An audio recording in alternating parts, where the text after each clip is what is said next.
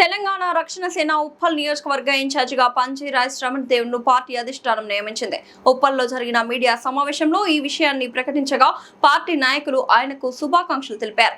తెలంగాణ రాష్ట్ర సేన ఉప్పల్ ఇన్ఛార్జిగా బాధ్యతలు చేపట్టిన పంజీరాయ్ శ్రవణ్ దేవ్ పార్టీని క్షేత్రస్థాయిలో మరింత బలోపేతం చేసేందుకు కృషి చేస్తానని తెలిపారు. గ్రామ స్థాయి నుంచి పార్టీ విస్తరణకు ప్రాధాన్యత ఇస్తూ ప్రజా సమస్యల పరిష్కారమే తన ప్రధాన లక్ష్యమన్నారు.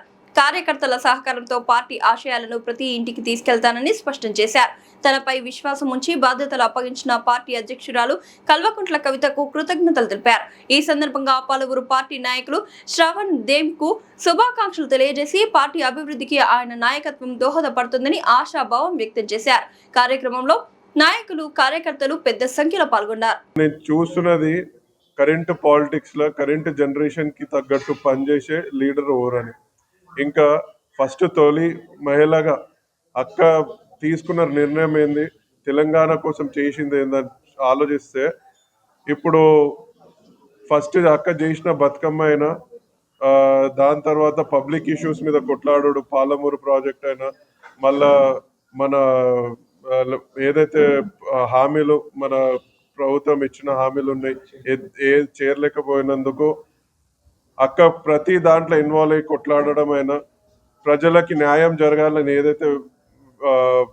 ఏదైతే దాంట్లో పోతున్నారో అక్క అది చూసి ఎస్పెషల్లీ కరెంట్ జనరేషన్ యూత్ ఏదైతే ఉంది వాళ్ళ ఆలోచన ఏంటంటే ఇట్లాంటి లీడర్స్ ప్రజల కోసం సామాజిక తెలంగాణ కోసం కొట్లాడేటోళ్ళు కావాలని అది చూసి ఎస్పెషల్గా నేను అట్రాక్ట్ అయినా. దాని తర్వాత ఎప్పుడైతే టీఆర్ఎస్ పార్టీ పెట్టక ముందు అక్కని ఏదైతే పార్టీలోకి వెళ్ళి తీసేసినాక అక్కగారి ఆలోచన ఏంటంటే ఎప్పుడైనా తెలంగాణలో పైసా ఉన్నవాడే ముందు పోతూ ఉండాలి. అవన్నీ చూస్తూ ఉంటే అక్క ఒక పార్టీ పెట్టినాక నిర్ణయం పాంచధర్యాలు ఏదైతే పెట్టినారు అక్క, ఫస్ట్ ఫ్రీ ఎడ్యుకేషన్ ఎంత ఇంపార్టెంట్ ఇవాళ సొసైటీ కంటే. పేదవాడు ఎక్కడైనా మంచి కాలేజ్లలో ఏదో స్కూళ్ళలో పోయి చదవాలంటే లక్షలు కట్టాలంటే అంత ఈజీ కాదు. రోజుకి కూలికి బతికేటోళ్ళు ఉంటారు, రోజు 500-1000 రూపాయలు సంపాదించేటోళ్ళు ఉంటారు. వాళ్ళకి ఎంత కష్టం అవుతుంది ఆలోచిస్తే. మళ్ళీ ఫ్రీ మెడికేషన్ ఇవాళ రేపు ఫ్రీ మెడికేషన్ ఇస్తే ఏ ఫ్రీ బస్ ఇవ్వకుండా కంట్రీనైనా తెలంగాణనైనా నడపవచ్చు. ఇది నాకు అట్రాక్ట్ అయిన ఫస్ట్ 2 పాయింట్స్. తర్వాత రైతే రాజు అన్న ఏదైతే కాన్సెప్ట్ అక్క అయితే తెచ్చినారు, రైతే రాజు అంటే ప్రతి గవర్నమెంట్ ఆఫీసులలో కూర్చున్న ఆఫీసర్లైనా అందరైనా వాళ్ళు ఎట్లా అంటే పైసా ఉన్నవాడే లేకపోతే స్థాయిలో ఉన్నవాడే వస్తుంటే వాళ్ళకి రెస్పెక్ట్ ఇవ్వడము. మన రైతులైనా వాళ్ళంతా గరీబ్గా మంచిగా కష్టపడి పొలాలలో పని చేసుకుంటూ వచ్చే వాళ్ళకి చైర్లు వేయకుండా నిలబెట్టియడం, గంటలు ఆపడం అది చాలా బాధాకరమైన విషయం. అది చూసి రైతే రాజు అని కాన్సెప్ట్ ఎట్లా అంటే రైతు ఏదైనా ఆఫీస్లోకి పోతే కూర్చోబెట్టి ఛాయ్ ఇవ్వడము, వాళ్ళకి ఏం కావాలో అది ప్రియారిటీగా పనిచేసి పంపించడం అనేది అక్క కోరిక. నెక్స్ట్ సోషల్ చేసుకొని పోవాలని నా ఉద్దేశము.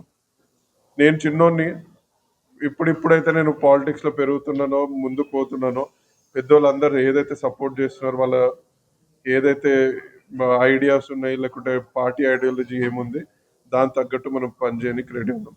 ఇంకొకటి నాకు ఇన్ఛార్జ్గా ఇచ్చినందుకు నా ఆలోచన ఏంటంటే అక్క పెట్టిన పంచధాన్యం దాన్ని కంపల్సరీ మనం పబ్లిక్లకు తీసుకోవాలన్న ఆలోచన.